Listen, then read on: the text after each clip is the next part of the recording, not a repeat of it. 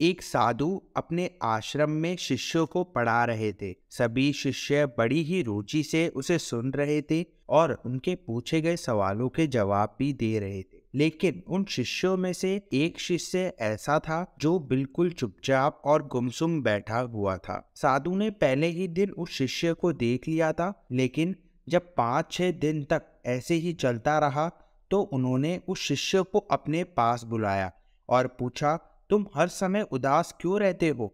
अकेले और चुपचाप बैठे रहते हो, किसी पर भी ध्यान नहीं देते। क्या बात है, कुछ परेशानी है क्या?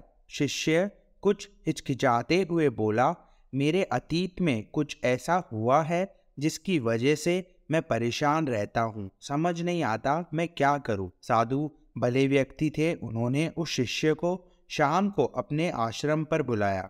शाम को जब शिष्य साधु के आश्रम पहुंचा तो साधु ने उसे अंदर बुलाया और बैठाया। फिर स्वयं खुद बाहर चले आए और शिकंजी बनाने लगे। उन्होंने जानबूझकर शिकंजी में ज्यादा नमक डाल दिया।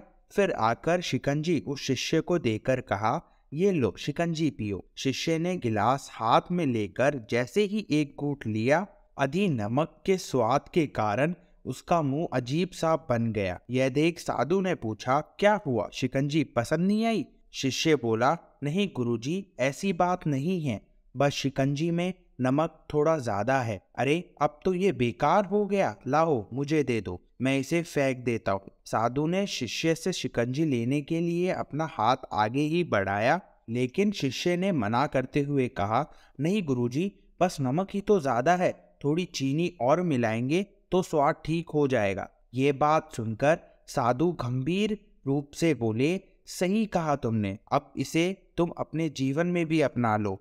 ये शिकंजी तुम्हारी जिंदगी है, इसमें घुला अधिक नमक तुम्हारे अतीत के बुरे अनुभव है। जैसे नमक को शिकंजी से बाहर नहीं निकाल सकते, ठीक उसी प्रकार तुम्हारे बुरे अनुभवों को भी जीवन से अलग नहीं कर सकते। वो बुरे अनुभव भी जीवन का हिस्सा ही है, लेकिन जिस तरह हम चीनी घोलकर शिकंजी का स्वाद बदल सकते हैं, वैसे ही बुरे अनुभवों को भूलने के लिए जीवन में मिठास तो घोलनी ही पड़ेगी। इसलिए मैं चाहता हूँ कि तुम अब अपने जीवन में मिठास घोलो। साधु की बात शिष्य समझ गया और उसने निर्णय लिया कि अब वह बीती बातों से परेशान नहीं होगा। जीवन में अक्सर हम अतीत की बुरी यादों को और बुरे अनुभवों को याद कर दुखी होते रहते हैं। इस तरह हम अपने वर्तमान का भी ध्यान नहीं रख पाते और कहीं ना कहीं हमारा भविष्य भी बिगड़ने लगता है। जो हो चुका उसे